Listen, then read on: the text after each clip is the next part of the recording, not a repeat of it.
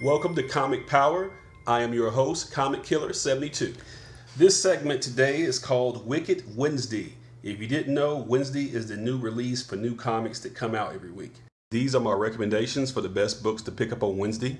I will also name one book to be the speculation pick of the week. If you missed it, go back and watch my video about San Diego Comic Con. It included news about Wonder Woman, Planet Hulk, the Eisner Awards, and much more. But for right now, let's get into this week's new comic. First up, DC is giving us Batgirl #1. The writer Hope Larson has a style that makes this relatable and down to earth without being too silly or too funny. And Raphael Albuquerque's style of art on this looks outstanding.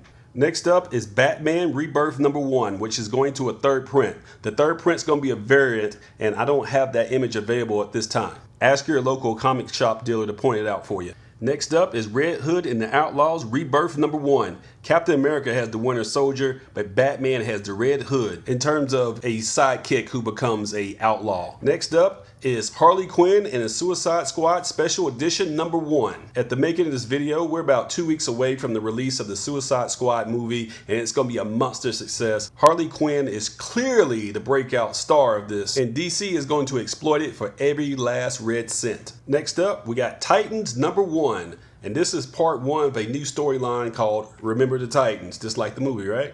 Next up, let's see what King Marvel is up to. And that's going to be Black Panther #2, which is going to a third print.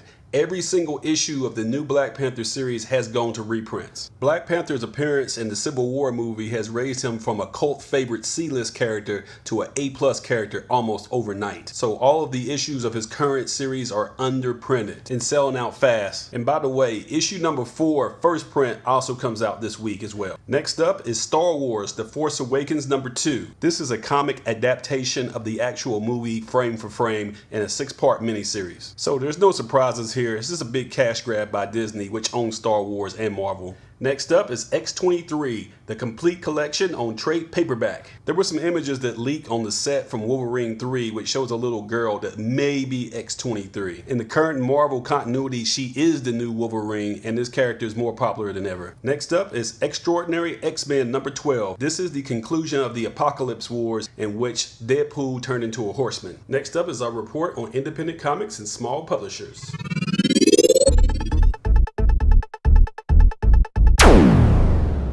Let's start off with Image. They're having a great week with the release of East of West #28. Written by Jonathan Hickman, this has been a critical and cult favorite since 2013 when it was first released. It's a science fiction western set in dystopian America in the future where the Four Horsemen have arrived, and they're viewed as heroes in this story. Making its debut this week is Mechanism #1. It's the story of a military prototype robot who's rushing the field of battle before it's combat ready. Next up is She-Wolf #1, which is going to a second print.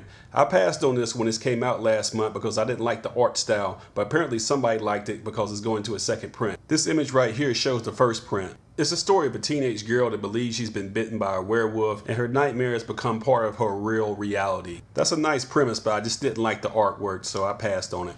Next up is Postal #13. You get horror, suspense, and detective drama all wrapped up in one title. If you like Southern Bastards, you probably should be reading this too. It has that gritty storytelling that you get from The Walking Dead, but without the zombies. Next up is The Thief of Thieves #33. This title was started by Robert Kirkman of Walking Dead fame. He's invited guest writers and artists to keep the series fresh and exciting. His other properties, Walking Dead and Outcast, have made it to television, so you might want to pay attention to this as well. Next up is The Empty Zone #10. This is criminal considering how underrated this series is. Written and drawn by Jason Shawn Alexander. It is a captivating mix of sci-fi and horror that you don't see very often in comics that's underappreciated. This may already be in the dollar bins in your local comic book store, and it does not deserve to be there. And lastly, we have Image Plus #4. This is a magazine that used to be free when you bought previews, but now they're going to sell it on its own for about $2. It gives you a first look of all the upcoming Image projects, about 3 months out. It also has an ongoing serial starring Negan from The Walking Dead, who's so popular. Next up is the Speculation Pick of the Week. No surprise here, it's going to be Rom #1 from IDW Comics. Just like Transformers and G.I. Joe and Micronauts, Rom is a Hasbro property that was a toy that got turned into comics. And they partnered with Marvel in the late 70s and early 80s to do this. Shown here is Rom's 1979 debut with Marvel, and it was drawn by an unknown artist named Frank Miller. Well, you know, before he pulled a Picasso and went cubist, he showed he could draw very comic booky just like everybody else. So Rom is back. Instead of being with Marvel, he's licensed by IDW. So will this be a hit? Well, we'll have to see, because it's going to be big nostalgia for Generation Xers like myself who grew up reading comic books in the late 70s. But for young people who was born millennials in the 1990s, they might not even know who Rom is. So we'll see what happens. Next up is one way out of left field, which is called But Like Maybe by Bliss on Tap. This is a comic series that started out on Instagram of all places. Will this be a repeat of Hench Girl, where you have something that's self-published, turned into a comic, has a low print run, and finds its audience and becomes the new hot it book selling in the hundreds of dollars? It's hard to predict those type of things, even in my line of work, but it couldn't hurt to spend $4 to support an indie, where it becomes a hit or not. That's about it for today. Thank you for watching Wicked Wednesday, where I review all the new comic books for a new comic day. Be sure to follow my blog at comicpower.net. On social media, follow me at facebook.com/comicpower.net and comicpower-universe.tumblr.com.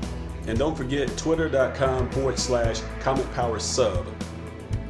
I also sell comics on eBay at this link. This is Comic Killer 72 for Comic Power saying bye-bye.